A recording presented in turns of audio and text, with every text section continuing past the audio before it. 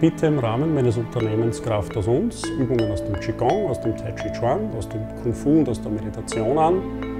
Im Vordergrund steht das Bach-He-Fa-Übungssystem von Dr. Christopher Pominar und es enthält die für die Gesundheit wirkungsvollsten Übungen daraus.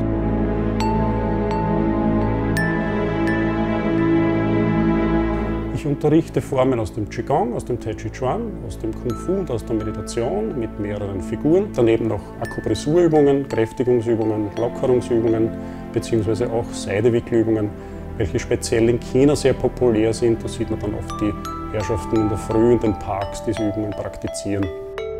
Somit unterstützt das Bach-He-Fa-System sehr stark die physische als auch die mentale Gesundheit und ist somit sehr gut geeignet als Gesundheitsvorsorgeinstrument bzw. auch für die Burnout-Prävention.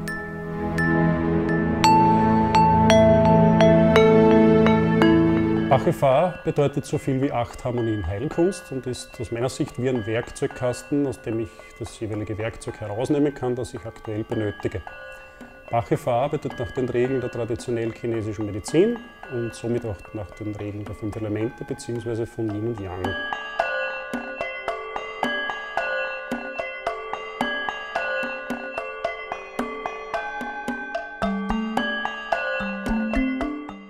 Woher weiß ich jetzt, welche Übungen gut für mich sind? Es gibt 2 Möglichkeiten. Die erste Möglichkeit ist, Grundformen zu üben. Grundformen unterstützen im Prinzip den gesamten Körper, unterstützen alle Organe, alle Körperteile bzw. Körperregionen.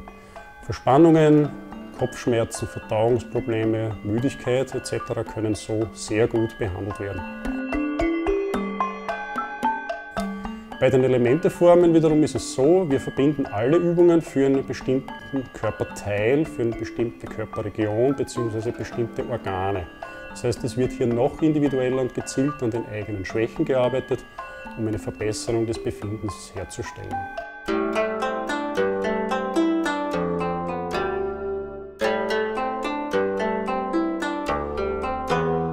Es gibt verschiedene Bach-He-Fa-Kurse, die ich anbiete.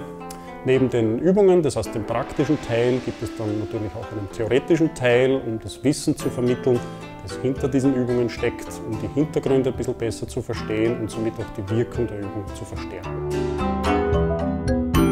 Wir unterhalten uns über die 5 Elemente, über Yin und Yang, über die chinesische Philosophie, beziehungsweise auch ein bisschen über die geschichtlichen Hintergründe der Übungen, beziehungsweise deren Prinzipien.